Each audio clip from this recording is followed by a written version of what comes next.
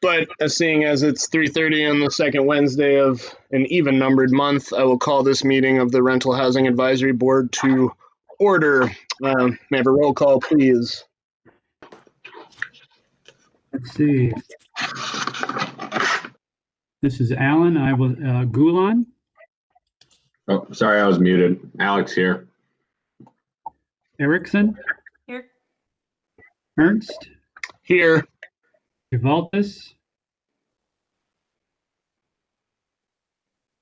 I can see her moving her lips. I must be it. And just Lord, Garcia, Payne, Hutchison, DeGroot. We have our 4 for a quorum. Okay, that our first order of business is citizens' statements. Were there any citizens interested in speaking today? We do not have any. Seeing none, we'll move on to item D, approval of the minutes from our October 14th, 2020 meeting. Do I have a motion to approve those minutes? So moved. A second. Lindsay, was that you? And then Linda? All right. Yes. Is there any discussion on the minutes?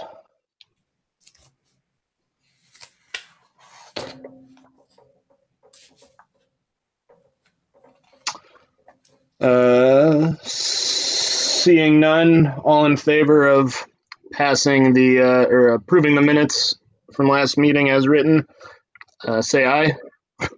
Aye. Aye. Aye. Aye. This is Tim. Aye.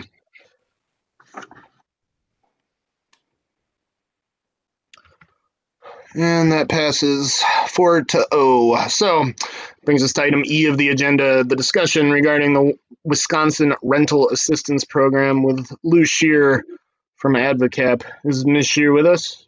No, she is not. Unfortunately, we got an email about 12 minutes ago that said she would not be able to attend. So she sent an email there was a death in the family today. So she sends her apologies, and I can read the email as into the record so everybody can hear what she has to say. Please do, yes. Yep. Here's this. This is from Lou Shear, AdvoCap. It says, here's the stats I can provide, as AdvoCap was unavailable to pull any reports on the last extract. The state locked us out as of 11/24, but we are expecting to wrap up details, and I will forward them at a later time. So as of November 18th, 2020, these are her numbers. Calumet County, 33 households, and the total spent on rent, security deposit, and mobile home lot fees is $51,853. Fond du Lac County was 315 households, $558,000. Green Lake County, 27 households, $45,000. And the big from Alan's editorial, Winnebago County, 576 households and $998,000. So the total would be 951 households and $1,653,000. And then she has more information for you. Plus an additional $94,000 was spent between November 18th and November 24th for a total of $1,747,000 for the total spent from mid-June until November 24th. Approximately 213 households received assistance for either more than 1 month or rent and security deposit, and close to 1,000 unduplicated households were served when you add the stats from last week. We are unsure of any future funding, either state or federal, for that matter, local. In these political times, there are far more questions than answers, although we do believe there will be some sort of assistance available. We have small amounts of funds to assist with rental payments and eviction prevention. I say small as we are going through nearly $100,000 a week with RAP funds, and we have approximately $300,000 available in other funds. The funding sources, however, are far more strict than with eligibility. Again, I apologize for not making the meeting, but we'll be happy to answer any questions you may have. And as a quick follow-up to that, the city of Oshkosh did solicit proposals from public service agencies for the CDBG COVID CARES funding that the city's received of about $800,000. And Advocate has applied for funding that would address both rental assistance, homeowner assistance, and utility assistance for electric and natural gas. The city hopes to review those applications in concert with the review committee over the next couple weeks and make a recommendation early January for city council approval. So it's possible the city would have some funds, but that's yet to be determined, that $800,000. All right. Any discussion on those numbers? As a follow-up, I did ask Ms. Shear if she could give us information on city of Oshkosh, specific information on number of households and how much additional funding they need for rent or security deposits for city of Oshkosh, because our CDBG funds can only be spent in the city of Oshkosh. Okay. Great.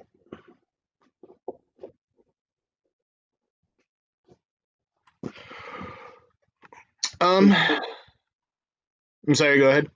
I was going to say, so that's all we have right now. And if there's any follow-up questions, we can relay those to Ms. Shear and try to get an email out to everybody. All right. Are there any questions that we can ask to Ms. Shear? Did you hear my question? Or was it my question was with regard to people that are on the waiting list and what the need is at this point. Is there a tremendous need, or are we in pretty good shape? That's my question. Yep, I will ask her about a waiting list and how big that waiting list is. Very good.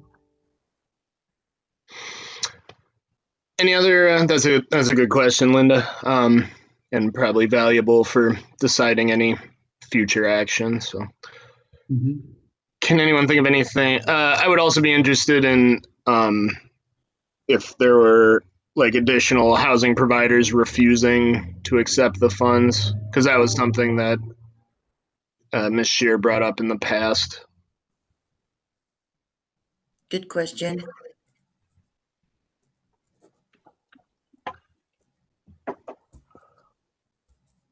Very good.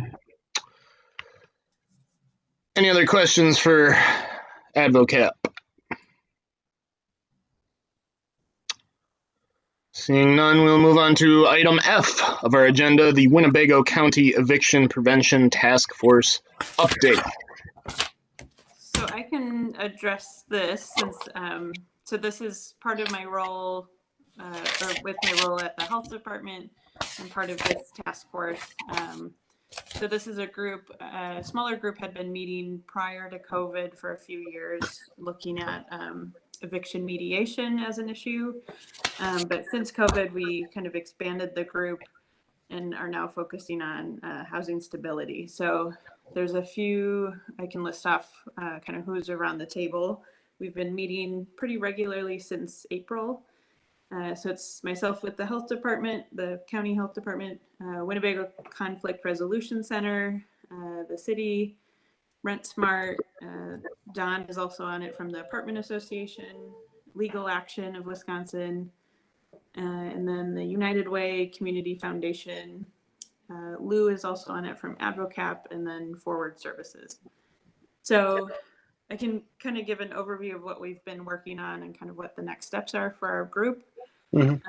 So throughout the summer, we had been kind of focusing on some pretty immediate actions that we can take to make sure folks knew about the different eviction moratoriums, what resources were available. And then once the rental assistance program came out, we did some communications out throughout our partners to make sure that word got out of how to apply for funding. So on the Oshkosh Area United Way's website, there is a page now that exists that has a listing of all of the landlord and tenant resources.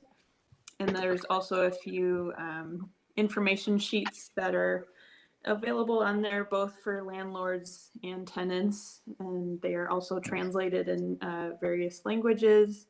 And there's an info sheet on reasons to rethink evictions. So this is kind of done in conjunction with United Way's 211 resource. So if anyone calls 211 looking for housing or help with housing, they have all the updated resources for the area. So anyone can check out the Oshkosh United Way's website for that or call 211. And now moving forward with the group, we're looking at some kind of longer term policy and systems changes. So we just hired a facilitator to walk us through kind of an action planning process. And so we'll be kind of compiling all the data that we have access to related to evictions that are being filed, which those are publicly available through CCAP, looking at other kind of indicators of housing instability, and the data that Lou provides with folks who are looking for rental assistance. So we're not sure kind of what those long-term solutions are going to be yet. I think if this group has ideas, I'd be happy to bring them back to the task force. But we're kind of looking at some of those bigger kind of policy solutions. So yeah, that's where we're at right now. Any questions? Well, do you have like a timeline in mind for actions or? Yeah, so we'll be doing our action planning process probably January through May of next year. And then after May is when we'll have our plan set and we'll be kind of pursuing those solutions. So, and we're also hoping to get, we'll likely be doing more kind of input sessions to get more voice from renters and landlords to housing providers. So, Do any board members have questions or suggestions for Ms. Erickson to bring to her club? Will the facilitator be reaching out to more members of the community, like the Rental Housing Advisory Board here? yeah, I think that'll be our recommendation to them. And I think whether it's a facilitator or one of us as a group member, we'll be doing that outreach. So we want to make sure that we have kind of comprehensive data and input so that we can really understand kind of what's going on throughout the county and what actions we can take. I'm interested in landlord-tenant court, like as a mediation alternative, a specialized body just to handle housing disputes as opposed to bringing tenants through the normal small claims system, which I think it's not unreasonable to say disadvantages them dramatically. So more parity in that regard is something I'm personally interested in. But yeah, that's come up a few times. How do we expand mediation so that it happens before it gets to the courts? So. Right. I have a question. So your data will be gathered through community agencies, if I'm heard you correctly.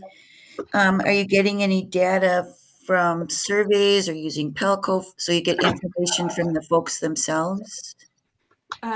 So far we've done some surveys with housing providers and landlords to see kind of what the impact of COVID has been, and how many of their tenants have been either behind on rent or how many of them have come up with an agreement on rent with their tenant.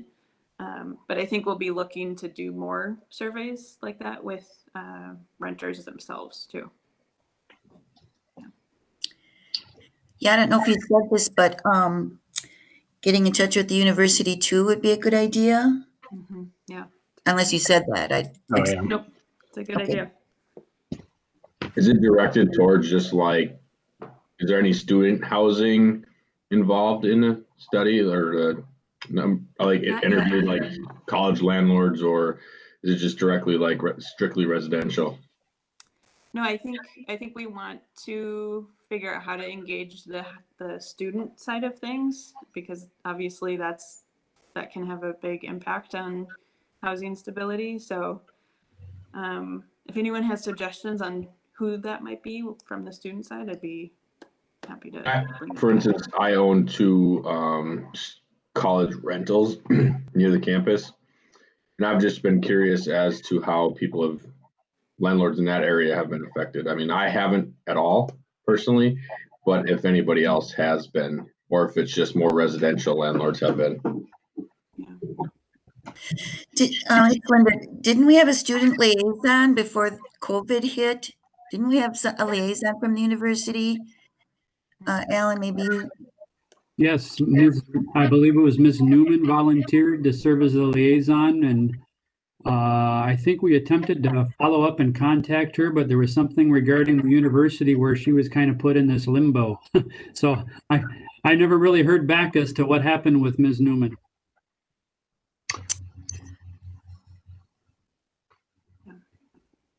But yeah, I think like OSA is probably a person, the group to reach out to on campus.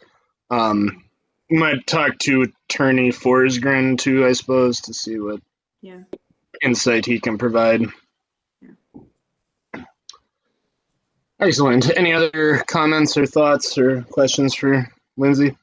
I was going to say, is there, we track foreclosures at the city, but we don't really track evictions. Who does that regularly? And is there a good way to kind of put our little report together? Because I like to see maps and lists of where these foreclosures or evictions are taking place, just so I have a better understanding of what's going on in the city.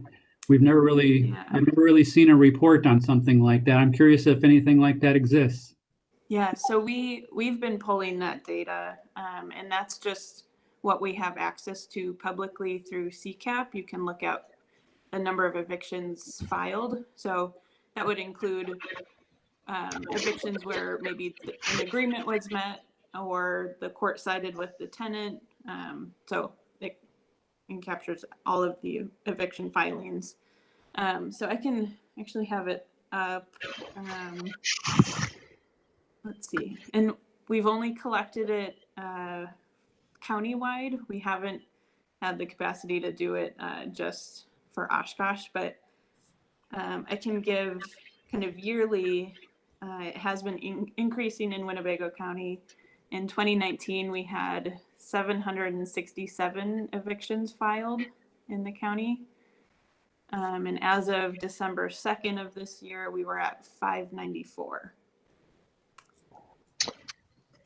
And I'd be happy to share that data too.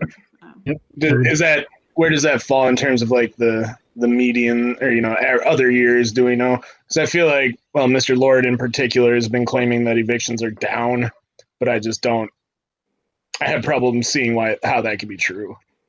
Yeah, I would. Let me see if I can pull up. It'll just take me a second to pull up our spreadsheet.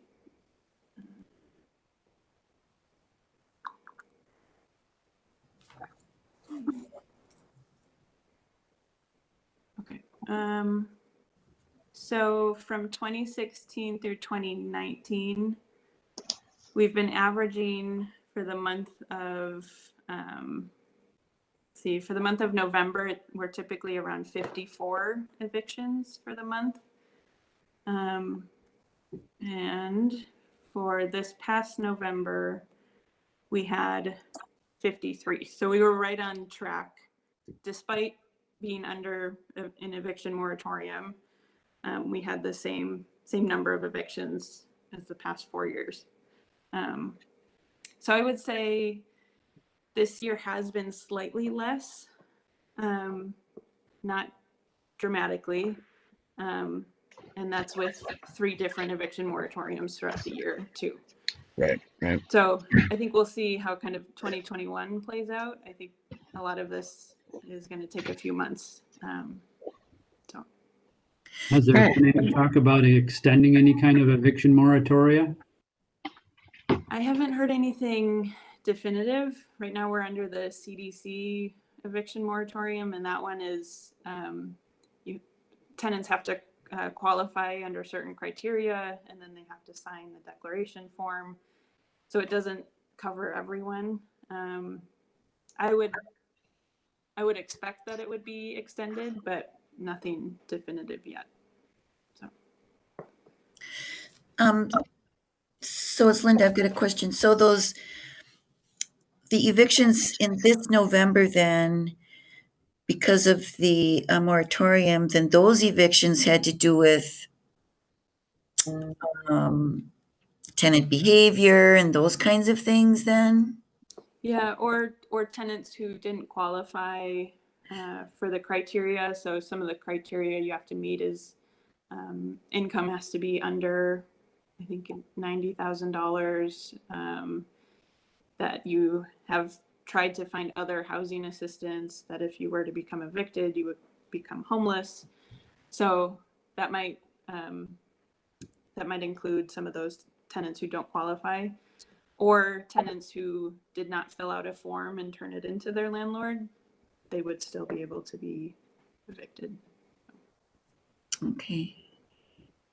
Is that kind of information on the United Way website? Like how how tenants can get forms? Yes, I believe so. I'm just pulling up. Yeah, so there is a form on the housing page of the United Way's website called Tenant Information Sheet. And that form has links to the declaration form that a tenant would have to fill out. And we've been referring folks to call Legal Action of Wisconsin, and they can walk a tenant through to make sure that they actually qualify for the moratorium. Thanks. Mm-hmm.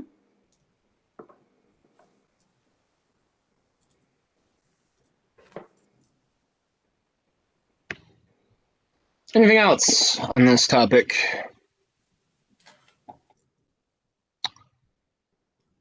This is pretty exciting. I look forward to how it pans out.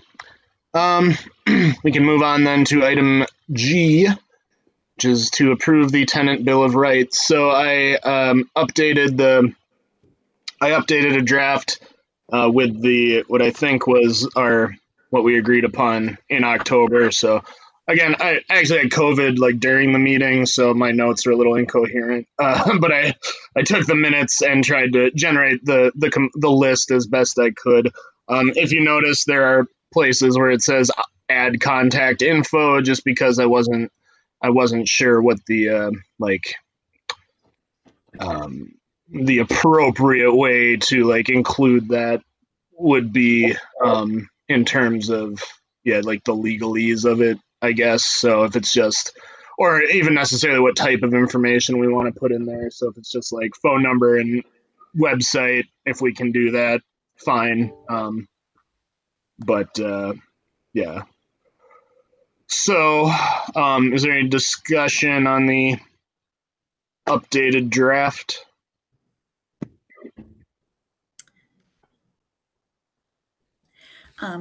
It's Linda. I have one comment on section D, freedom from discrimination. I don't know how you planned on doing this, but when you say tenants are protected from unfair treatment from housing providers on the basis of race, religion, biological sex, gender, political affiliation, and etc., I think all of that needs to be spelled out. Okay.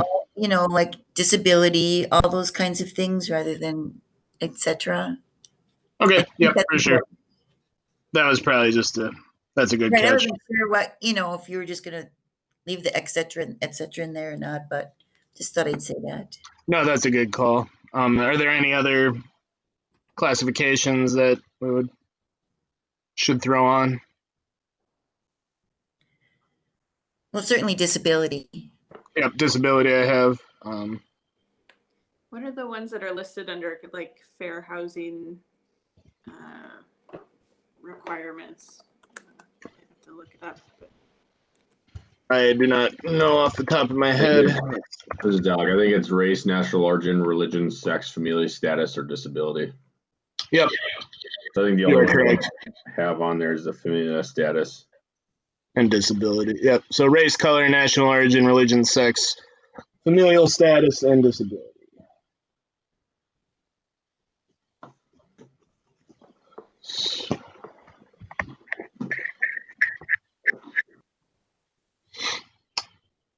Yeah, that's an important fix, I think. So, do we need to make those changes and then put it off till the next meeting in order to approve then, or what should we do here? Mr. Ernst, I would suggest that at least give us a little time to, I can put the city's contact information in on under 4. Make sure that's right. And I can check to see what I need to put in for legal action. So at least I can put the right information on the last page and then Okay. maybe have that ready for the whole group if we can get a bigger group at our next meeting. In February. Yeah. Okay. I have no problem with that. Any other discussion on that? That seems perfectly reasonable.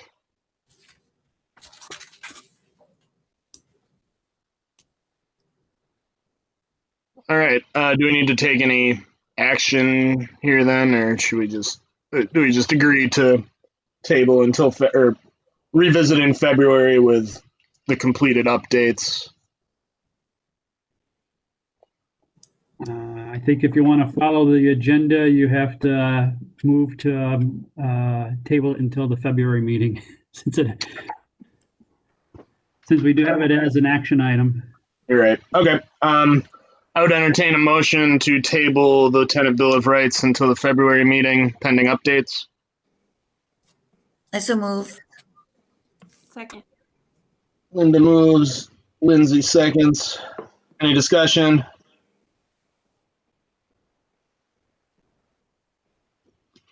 All in favor? Aye.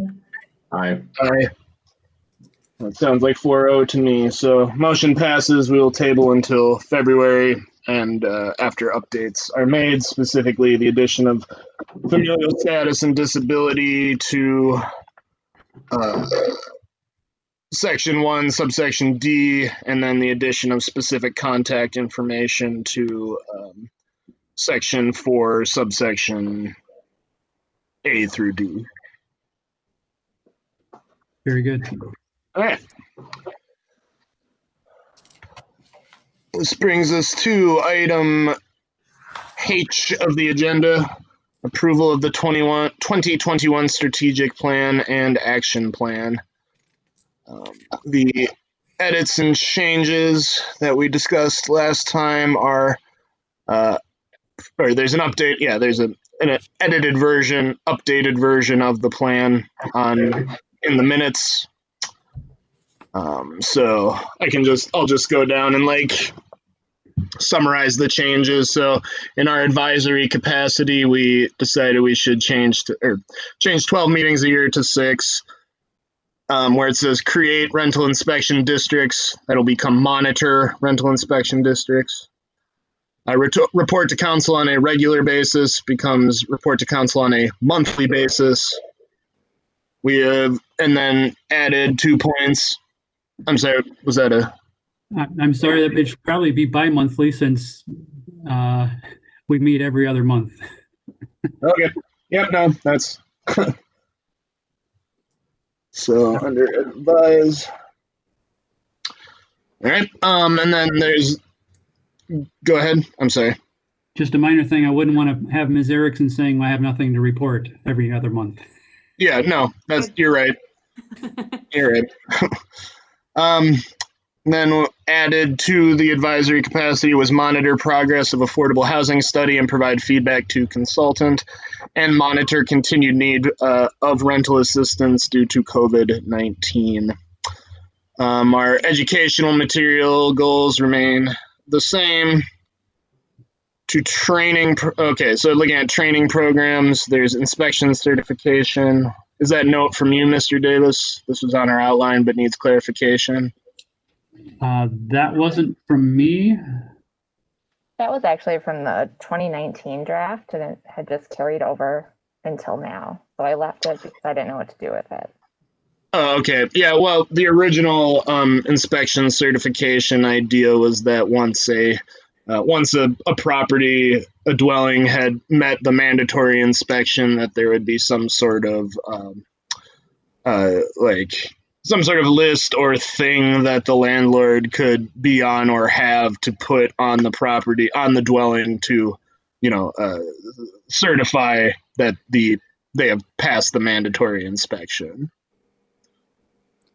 So that's the idea there. I know debate in the past has centered on like what that would be exactly and how you would get it out. But I think it's still worth considering moving forward. Is there training or anything about for landlords about how to prepare for an inspection or what's looked at? No, well, there's I know the inspectors have gone to apartment association meetings to share the list and share the rundown. That information is publicly available. But yeah, I mean,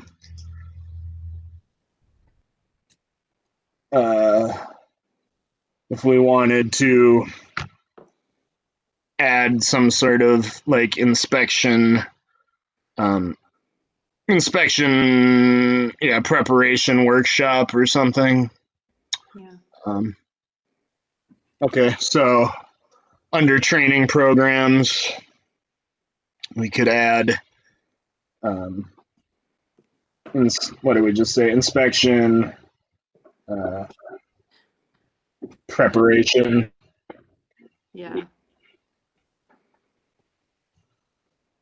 So inspection preparation, provide resources and trainings to landlords to prepare to pass inspection. Yeah. Yep. Cool. On the next page, then I'm on page 13 of the packet. Rent Smart 2019. The 2019 has been eliminated.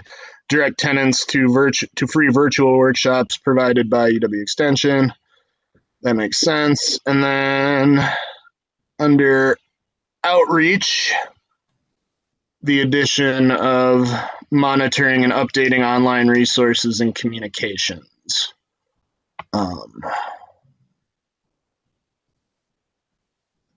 Do we remember what that was specific to? I believe we were trying to make sure that the staff would send out regular notices regarding inspection or rental housing advisory board information. And so we get at least something posted new every month.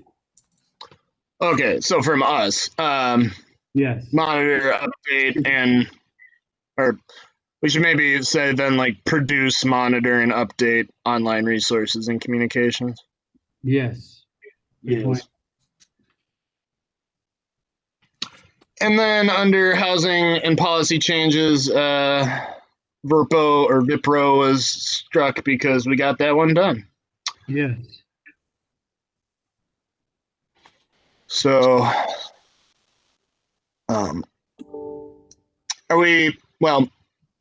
yes. Okay. So then looking at the action plan, again, date updates, other changes reflecting edits in the strategic plan with the specific additions of the housing study.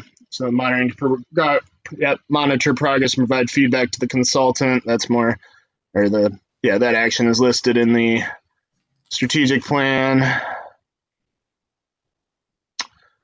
And I guess under outreach then for the website, if we want to add produce to that just action also, we could. But everything else looks okay to me.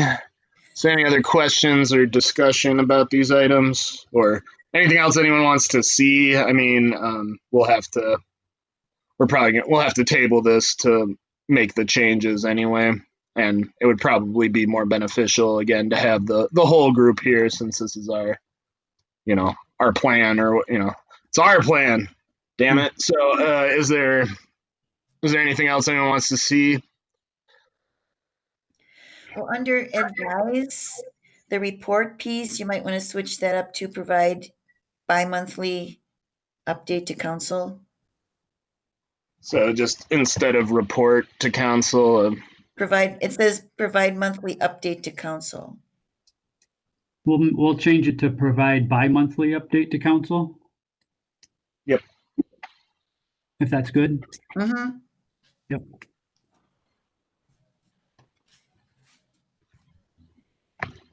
Alec, do you have any thoughts? I don't think you were in the last meeting. No, I don't have any thoughts right now. No. Okay. Sounds good.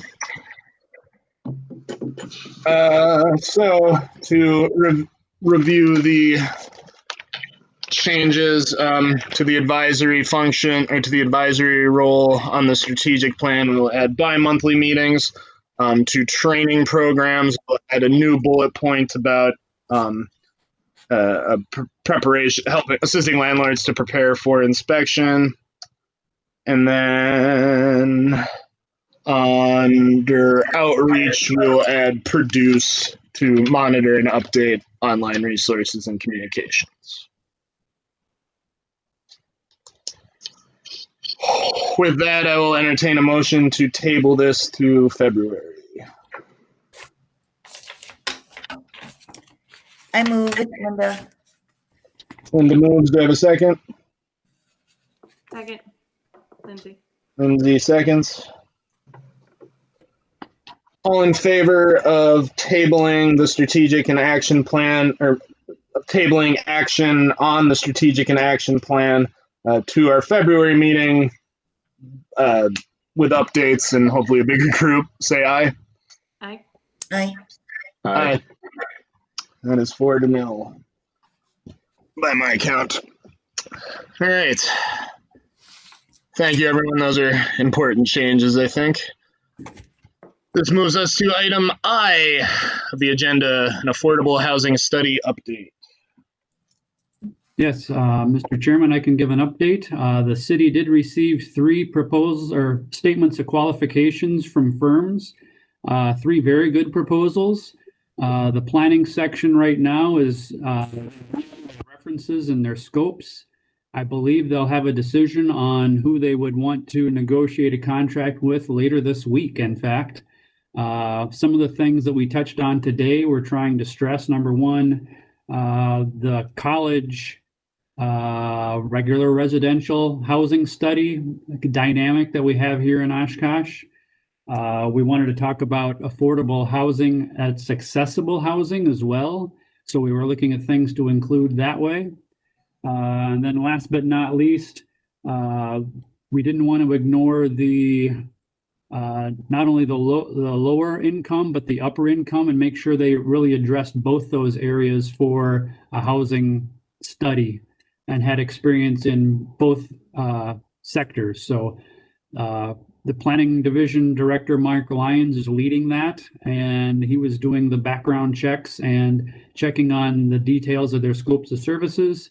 And he tells me he's going to have a recommendation by the end of the week that we would then enter into a contract. And if that is successful, we'd bring that to council in early January,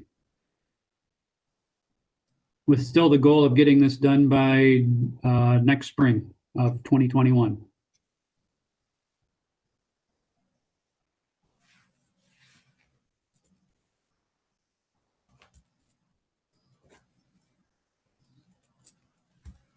And that's all I have to report at this time, Mr. Chairman. Thank you, Mr. Davis. We look forward, I'm sure, to how that will end up panning out. Mm-hmm. That brings us to the end of our agenda items. So for our February meeting, we'll be taking action on the updated tenant bill of rights and the updated strategic plan and action plans. Also, we want to have a discussion about like our online engagement, right, Linda? That's what you'd contacted. Yeah. I guess we can wait till February to talk about what I kind of see with regard to our website, Okay. unless we want to talk about it now, or we can. Well, yeah. Why don't you tell us now what you've learned or discovered, and we can see if Yeah, there's. it's completely different than what was on last year. And so I took some notes, and I mean, everything looked pretty good. One of the resources that's mentioned on there is to look at the tenant resource info from the tenant resource program in Madison. So that might be a little confusing for people because they're going to just look at that cold and say, well, this is Madison, without thinking that, yeah, there's state information on here. But I don't know, maybe the heading needs to be a little different or something, but I just wanted to point that out, that can be a little, confusing for some people. Sure. And the TRC is not operating outside of Madison anymore. So. Right. Yeah, so you have to be just put onto that page. I mean, maybe instead of just maybe there needs to be something under rental complaints and inspections, instead of just coldly having people go to that place. There can be a footnote indicating that there are state resources on there as well, something like that. If you want to know state resources, go to this website. Anyway, that was a thought.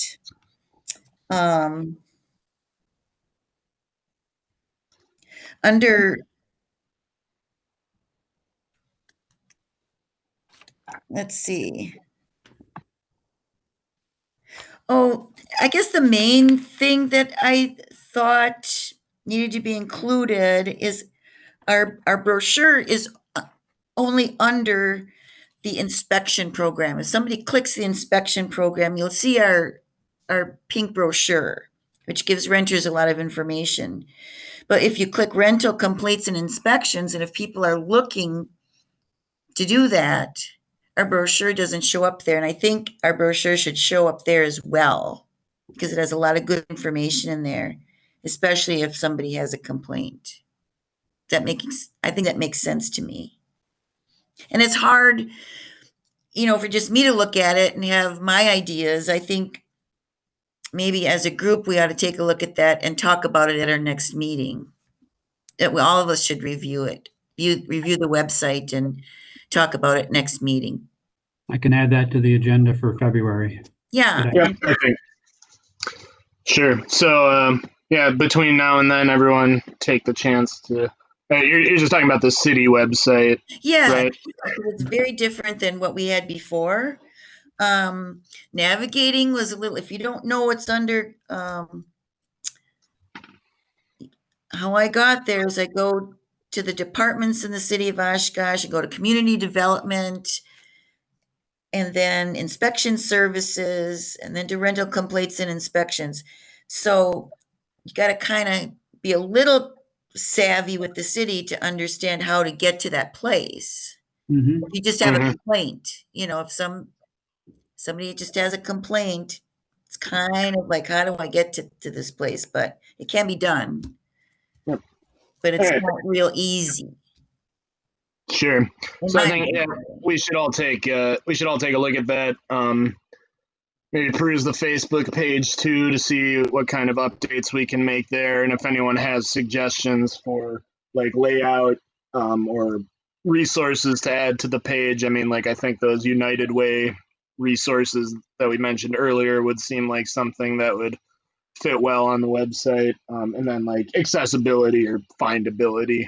So take some perusing time. Any critical thoughts for improvements you have, we can bring them to the February meeting. Sounds good. I'll broaden the agenda to include website and social media. Sounds good. Sounds good. With that then, unless there's no other future agenda items or matters for discussion, I'll wish everyone a very happy and safe holiday and entertain a motion to adjourn. So moved. We have a second? I second. So Lindsay and Linda, all in favor of adjourning until February? Aye. Aye. Aye. 4-0. Motion passes. Thank you, everyone. Happy holidays. Happy New Year. Hail Happy Santa. holidays. See you later. Take care. Bye. Bye bye. Thanks, Jim.